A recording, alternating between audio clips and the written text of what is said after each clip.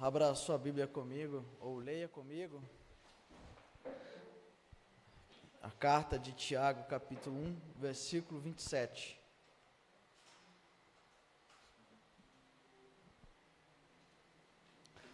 A religião pura e sem mácula para com o nosso Deus e Pai é esta: visitar os órfãos e as viúvas nas suas aflições e guardar-se incontaminado do mundo.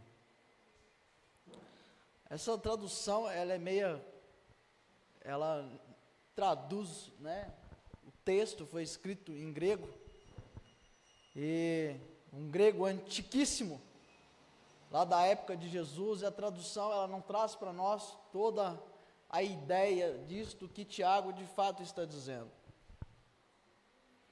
A palavra visitar aqui, por sinal, era da ideia de que é aquela visita que você faz no hospital. Vai lá no hospital, a pessoa está doente, visita, faz uma oração, vai embora, segue sua vida. Ou você vai na casa da pessoa, está doente, ou está precisando de uma visita, você vai lá, leva uma cesta básica e tchau. O dia que você precisar, você me avisa. É ou não é? Quando eu leio esse texto aqui, do jeito que está, ele passa para mim esta mensagem. Mas não é isto que Tiago está dizendo. O que Tiago está dizendo é o seguinte: que a religião pura e sem mácula, ou a religião perfeita para Deus, aquilo que Deus estabeleceu como religião, é esta: cuidar de órfãos e viúvas, naquilo que eles têm falta, e guardar-se incontaminado do mundo, ou seja, não sair do propósito de Deus. Guardar-se incontaminado é não sair do propósito de Deus, é isso. Cuidar dos órfãos e das viúvas, naquilo que eles necessitam. O que é isso? O que órfão e viúva necessita? Igual. Vamos pensar hoje, o que órfão e viúva necessita igual? Que a viúva pode ter uma pensão, então comida raramente vai ser a questão. Na década de 90 isso era era muito mais complicado, mas hoje, amados, é órfão, principalmente se estudar, tem bolsa à vontade do governo aí de todo tipo.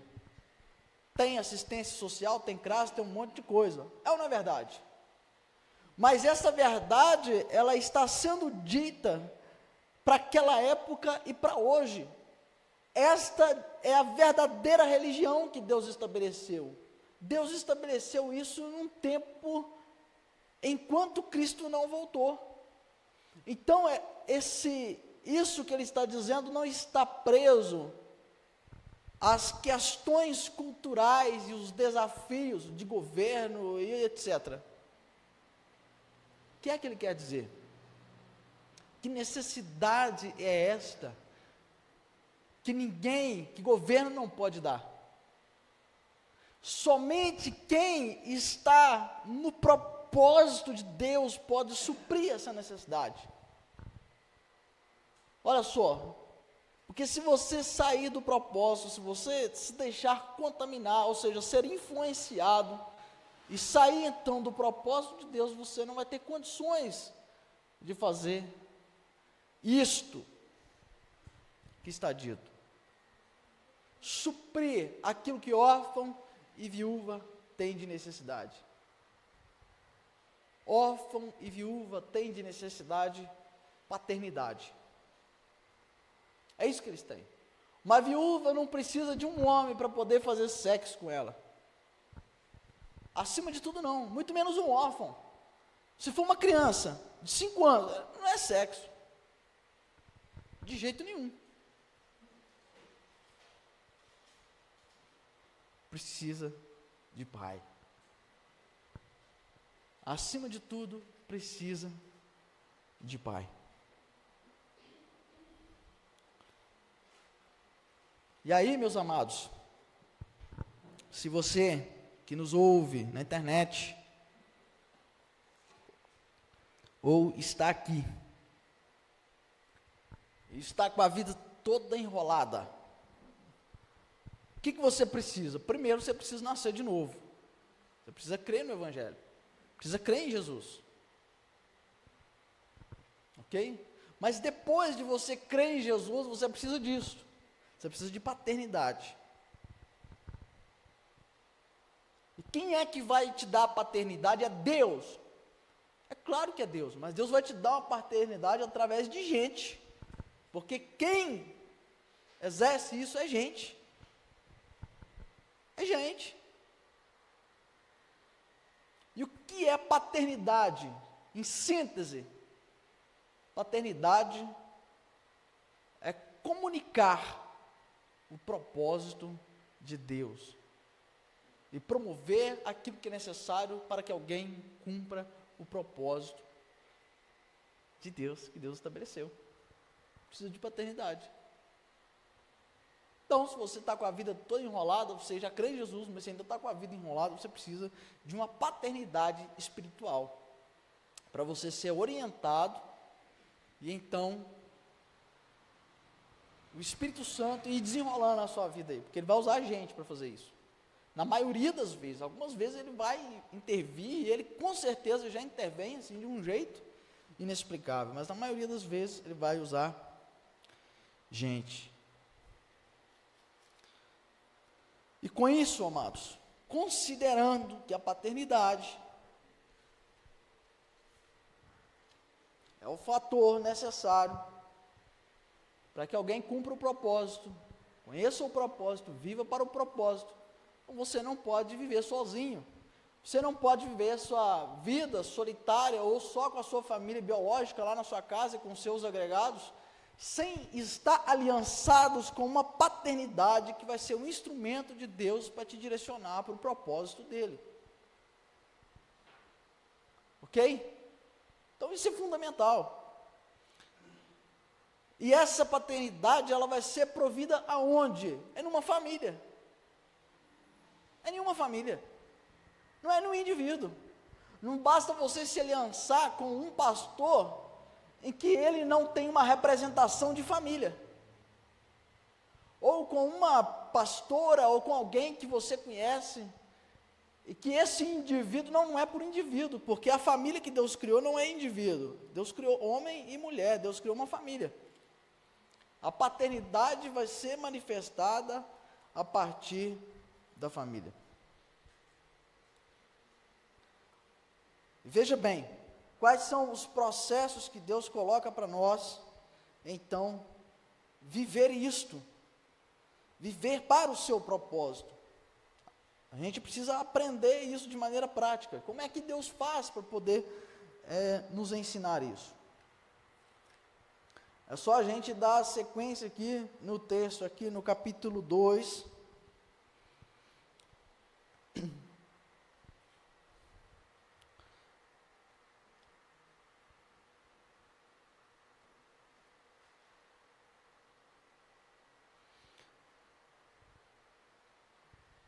a gente vai ler aqui, versículo 8 e 9. E o Senhor Deus plantou um jardim no Éden, na direção do Oriente, e pôs nele o homem que havia formado. Vamos parar aqui. Deus fez o quê? Um jardim. Para que ele fez o jardim? Para colocar quem? O homem. E depois Deus vai levar quem para lá? A mulher. Então, esse jardim representa o que para nós? Um ambiente. Um ambiente. É a nossa casa, é o nosso lar, esse é o jardim. Esse jardim é o ambiente que Deus, quem preparou? Foi Deus que preparou esse ambiente. Para quê? Para que ali tenha uma família, que vai multiplicar a sua família e o seu propósito, amém? Então Deus preparou um ambiente. Então, o mais interessado na minha casa e na sua casa, por mais enrolada e complicada que ela ainda esteja, quem tem mais interesse em resolver a questão dela, os desafios dela, é Deus. E se eu colocar diante de Deus, Ele vai resolver, sem dúvida. Ele vai resolver. Ele vai fazer de lá um ambiente no qual a sua família será multiplicada e os seus filhos irão representá-lo. Aí o versículo 9 diz o seguinte: do solo o Senhor Deus fez brotar todo tipo de árvores agradáveis à vista e boas para alimento. Tem mais coisa, mas aqui nós temos algo muito importante. O que Deus colocou dentro do lar, dentro desse ambiente? Família, o que Deus colocou lá? Fala assim, provisão. Provisão. Às vezes, amados, a gente fica com dificuldade de receber alguém na nossa casa, uma visita, porque vai faltar comida. Meu Deus, se o pastor vir na minha casa, o que eu vou dar para o pastor? Tem nada para dar para o pastor. Você já falou sim? Você conhece alguém que já falou sim? Provavelmente. Deus diz que não, que no lar, a responsabilidade é dele de colocar provisão lá dentro. A provisão Deus coloca lá dentro. Foi Deus que plantou onde? No jardim, não foi fora do jardim. Deus colocou lá, tá na porta de casa assim, está lá na horta. A provisão, boas para alimento. Isso é necessidade básica, não é só para comer não, amados. Ah, descobriu que a mulher está grávida, aí entra em crise porque o salário já é apertado. Está com medo. Ou então, tem outros desafios, né? Como a nossa irmã aqui, muito preciosa, abriu o coração e acolheu 2 crianças de uma vez só. Quem é que dá socorro? Quem é que supre? Quem é que dá força? Quem é que faz milagre? É Deus.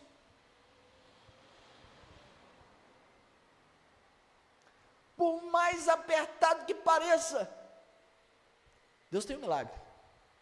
Deus dá a garantia daquilo que é necessário. Ah, meu Deus, o menino precisa de sapato, precisa de roupa para ir para a escola, precisa de computador. Ah, não, mas computador, misericórdia. Irmãos, você tem um Deus que é Pai. Por que desespero? Você tem um Deus que é Pai. Mas a gente não sabe, porque a gente não está, às vezes, aliançado com uma família, né? Aí a gente fica angustiado, aflito, né? Porque é na família que a gente vai aprender essas coisas. E a gente vai aprender, então, a confiar em Deus do jeito certo e a desfrutar das bênçãos dEle. Amém, amados?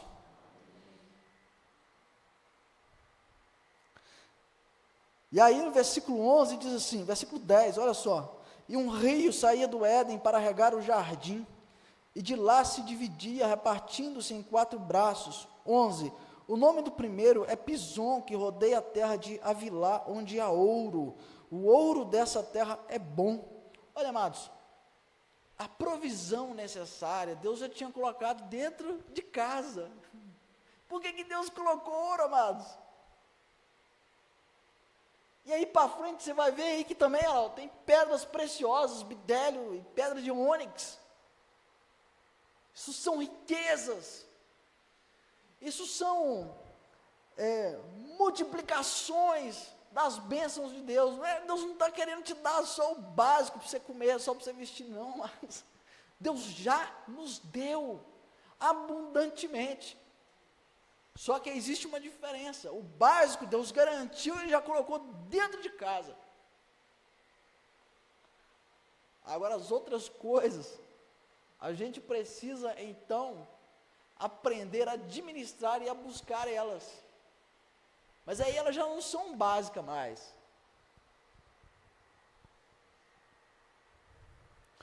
E é isso que Deus vai fazer. Deus pega um homem então. Olha só o versículo 15. O Senhor Deus tomou o homem e o colocou no jardim do Éden para o cultivar e o guardar. Veja bem, cultivar o jardim e o guardar, a palavra cultivar quer dizer desenvolver, cuidar, podar uma planta, fazer a limpeza. Tá certo? Guardar é proteger.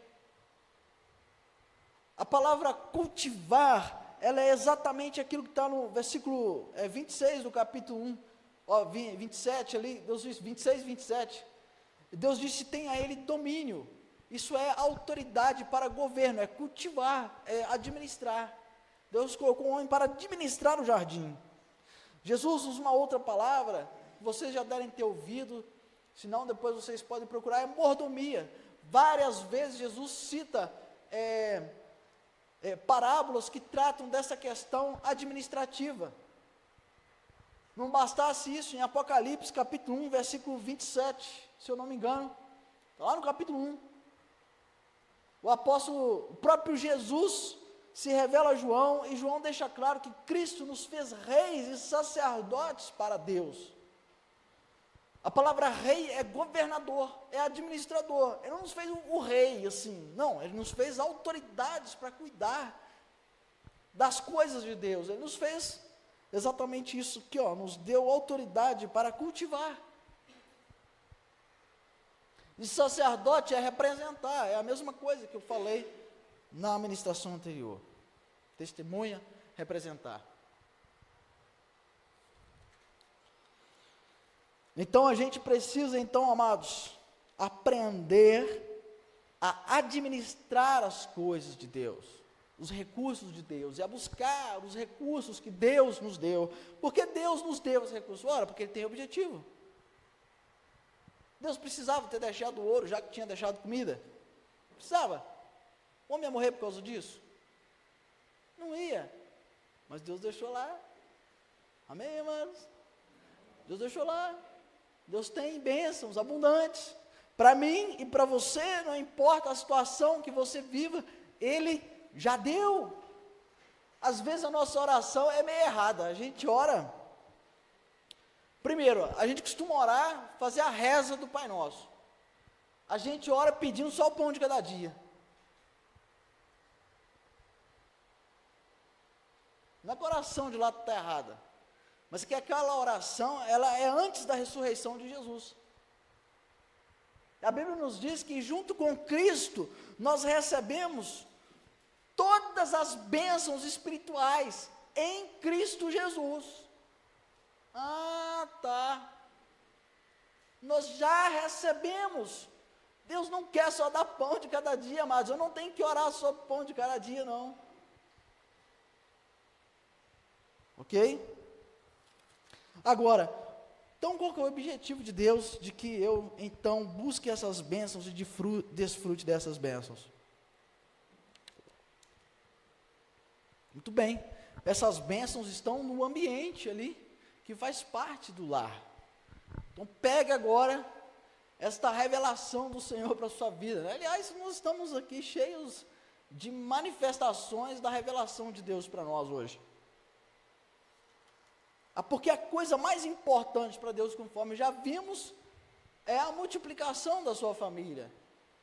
Então nós precisamos preparar esse ambiente adequado para a multiplicação da família de Deus, para instruir as pessoas e para cuidar delas. Certamente você teria dificuldade de estar aqui ouvindo a orientação do Espírito Santo para você, um sol rachando aqui, de meio-dia. Verdade ou mentira? Verdade. Mas foi com a administração de recursos que Deus deu que nós temos aqui cadeira, temos ventilador, e outras pessoas ainda podem ouvir através da internet, e tantas outras coisas que a gente nem se dá conta. Não é verdade? O objetivo de quê? Multiplicar a família de Deus e cuidar dos nossos irmãos. Esta é a verdadeira religião.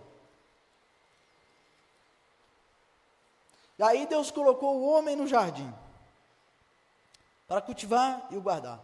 Olha só, Deus colocou o homem no jardim para cultivar e o guardar antes de Deus fazer a mulher. O que isso mostra para nós? Que a visão do propósito de Deus, ela é dada ao homem. Agora você entende a paternidade. Quem está com a responsabilidade principal da visão, do objetivo, da missão, é o homem. E para que ele seja efetivo na sua responsabilidade, ele precisa aprender a trabalhar. e a proteger. O que mais nós temos nessa geração, amados? São gente órfã, e esse é o papel da igreja. Meninos casados, 30, 40, 50 anos, mas não sabem administrar os bens de Deus, as coisas de Deus, não sabem promover um ambiente. São crentes, não sabem, mas são meninos. Dedicam o seu tempo livre no videogame, sei lá, outras coisas, não que isso seja um problema, mas assim, eles não têm a noção de uma responsabilidade de alguém que recebeu uma missão, que é multiplicar a imagem de Deus, não só para os seus filhos biológicos, mas também para os seus irmãos, filhos espirituais. Eles não têm essa ideia. Quem vai passar essa responsabilidade para ele? É a igreja, é alguém, é algum pai que vai ensinar.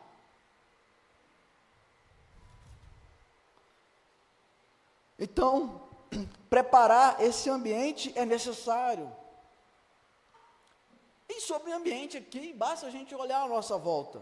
Deus não precisa de passarinho, amado, para assobiar para ele e cantar bonito para ele. Deus não está carente de gente cantando para ele.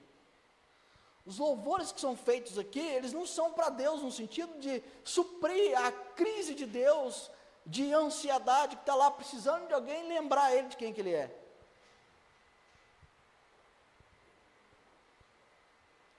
Às vezes a gente vem para cá pensando assim, não, eu vou para adorar a Deus. Quem pede adoração nesse sentido, amados, é Satanás, porque ele quer assumir o centro da nossa vida.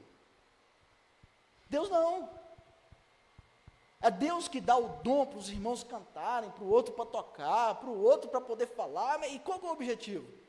É de que todos, juntos, nos lembrem de que Deus tem uma missão para nós. Então, eles estão cantando, é para Deus, porque o objetivo a que se quer alcançar é a vontade e o propósito de Deus.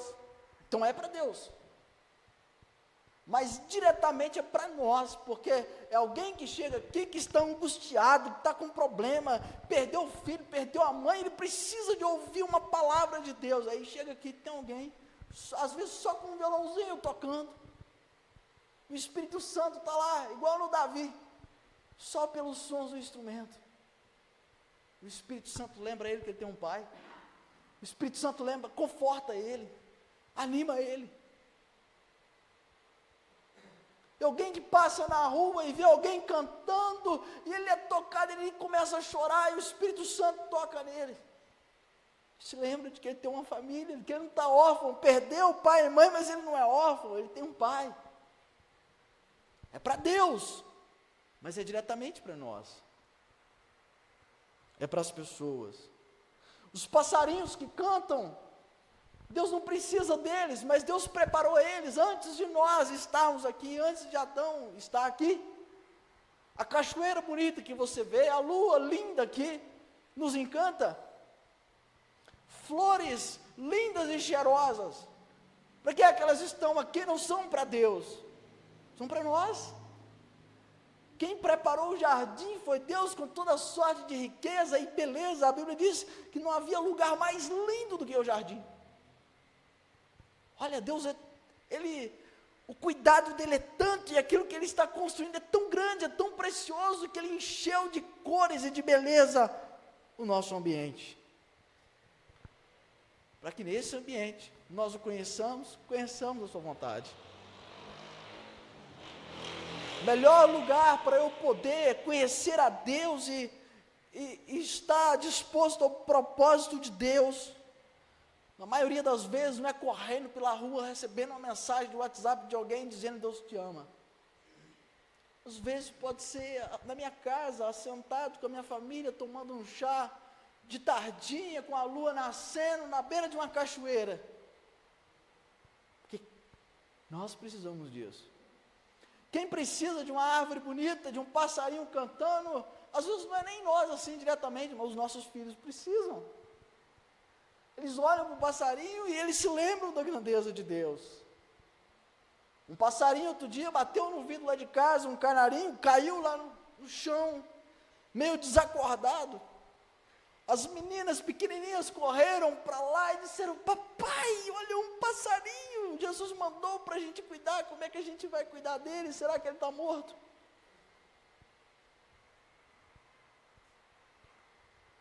Esse é um ambiente. E elas oraram e o passarinho ficou bem e saiu voando. Precisava de eu ensiná-las a dizer: não, é assim que você ora, tem que ser em pé, ou tem que ser de joelho, tem que orar em línguas. Elas olharam para o passarinho, colocaram a mãozinha nele, fizeram carinho e disseram: Jesus, cuida do passarinho. E o passarinho os acordou assim, saiu voando. Deus ouviu a oração delas.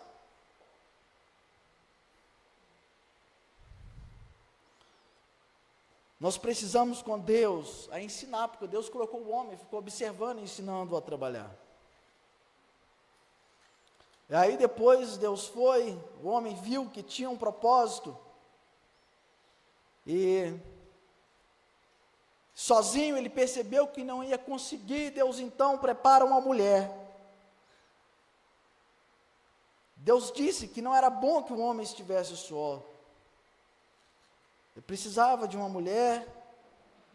Olha só. Versículo 18. O Senhor Deus disse ainda: não é bom que o homem esteja só. Farei para ele uma auxiliadora que seja semelhante a ele. Essa palavra auxiliadora, ela também vai ser melhor esclarecida lá em Efésios, quando o apóstolo Paulo diz o seguinte, Efésios capítulo 5, versículo 23, deixa eu ver,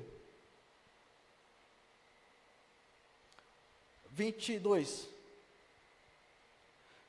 Esposa, que cada uma de vocês se sujeite ao seu próprio marido como ao Senhor. A palavra sujeição não é como a gente pensa, alguém que só diz sim, Senhor, como se fosse uma escrava dele. Não tem nada a ver. A palavra sujeição, ela tem a ver com suporte. E não é suporte de alguém que dá uma ideia de vez em quando, assim: ó, se precisar eu estou aqui. Não, tem nada disso. É como se fosse, aqui ó, esse palco que está aqui, né, se é que eu posso chamar de palco. Eu só posso falar a vocês e ver vocês todos aqui à distância, ainda mais se tivesse mais gente, por causa do palco que está aqui. Se eu estivesse aqui embaixo, aqui eu já começo a ter dificuldade de ver alguns. Mas eu só posso falar a vocês com clareza e cumprir o objetivo pelo qual o Senhor me trouxe aqui hoje, porque eu tenho um lugar para me subir.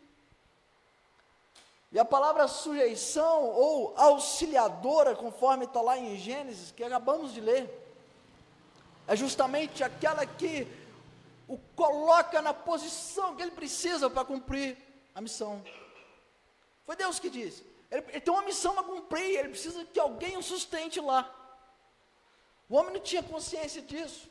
Então Deus provocou uma situação para que ele percebesse. Vai acontecer exatamente no versículo seguinte. Ele vai ver que para ele não tinha ninguém que o ajudasse, que ajudasse ele nas responsabilidades que ele tinha, que era essa missão. Aí Deus vai e faz a mulher. Primeiro Deus tem o plano, Deus provoca a situação para ele ter ideia de que quando ela chegasse, não era para ele falar assim: ah, eu cheguei primeiro aqui, ó, o jardim é meu, quem manda sou eu. Pensou? Provavelmente foi isso. Não. Primeiro Deus provocou nele a consciência de que ele precisava de alguém. E aí, meus amados, e aqui nós temos algumas coisas então. A primeira delas é que o homem, ele precisa trabalhar, cultivar e aprender a proteger isso que Deus o daria, que Deus o havia dado e que ainda o daria mais. A palavra proteger quer dizer valorizar, levar em consideração.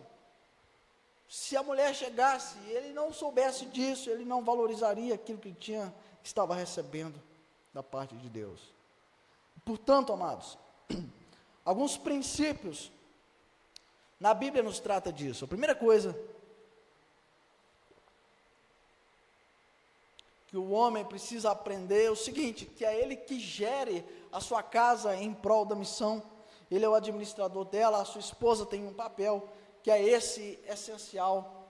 de colocá-lo na posição. Mas uma das coisas práticas que nós precisamos entender é o seguinte: primeira coisa, eles têm que aprender a ter tempo uns para os outros. O casal tem que ter tempo de qualidade para si. Tem muitos casais, a gente viu na pandemia aí, que entrou a pandemia, um monte de gente separou. O povo não se conhecia, não conseguia ver a cara um do outro. Estou brincando não, amados. É uma realidade. Gente que eu conheço, que eles não têm tempo para estar com os filhos e aproveitar e promover esse ambiente que Deus deixou para ensinar a próxima geração, seja filhos biológicos ou espirituais. Eles não valorizam. Nós precisamos aprender a valorizar isso que Deus nos deu. Promover esse ambiente, ter tempo para eles, para ensiná-los o propósito de Deus. O casal precisa ter tempo de estar unidos. E aqui, nós temos, por exemplo, 1 Coríntios capítulo 7, versículo de 1 a 6.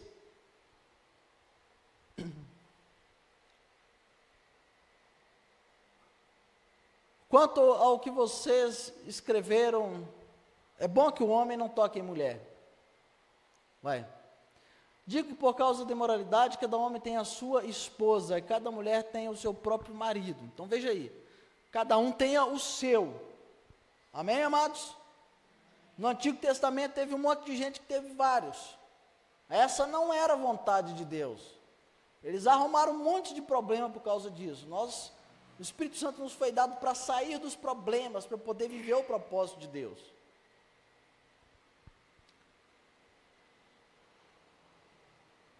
Que o marido conceda à esposa o que lhe é devido, e também de igual modo a esposa ao seu marido. Tá bom.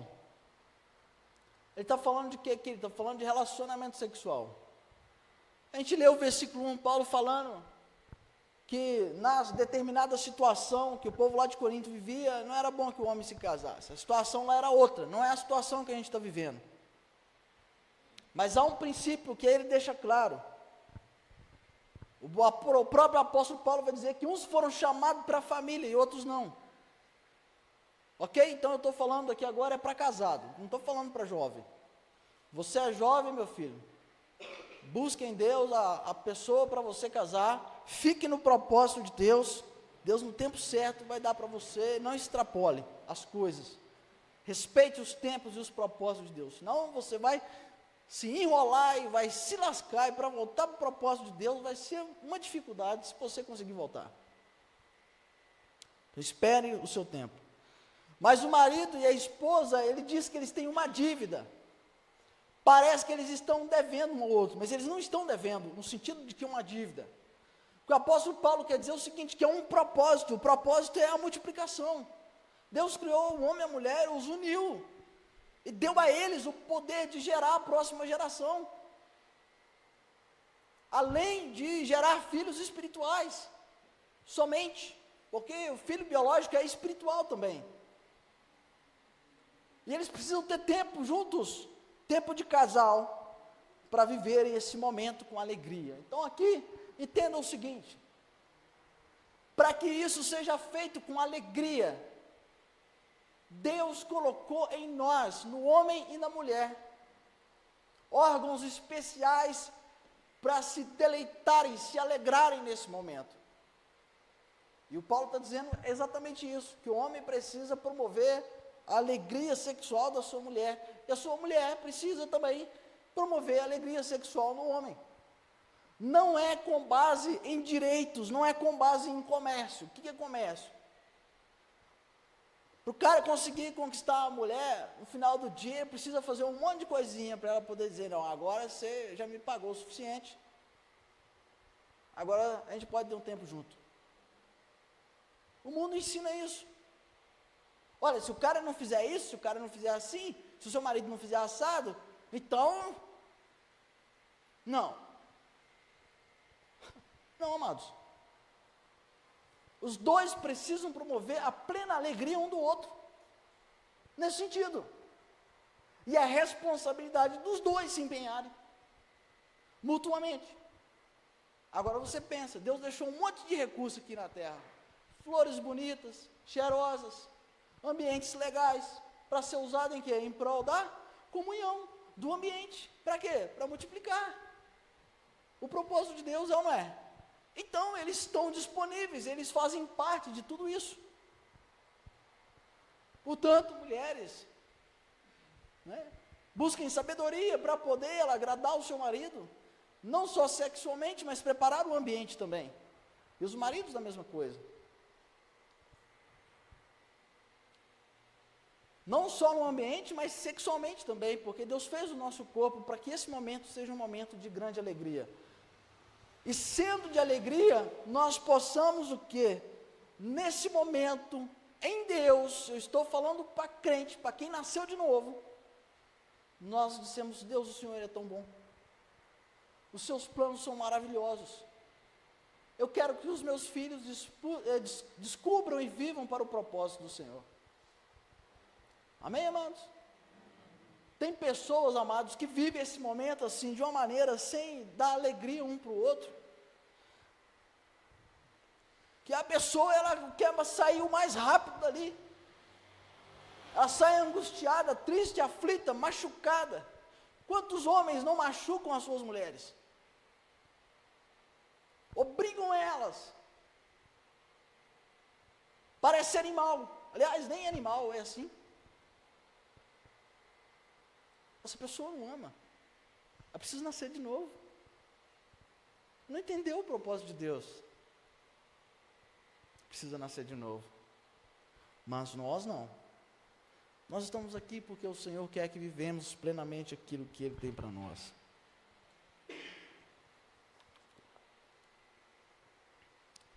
E nesse momento é importante, amados, o seguinte: cuide da sua esposa, esposa cuide do seu marido, não machuque fisicamente. O apóstolo Paulo vai dizer logo para frente aí que o nosso corpo, ele é templo do Espírito Santo, nós pertencemos a Deus, nós somos comprados pelo preço do sangue de Jesus.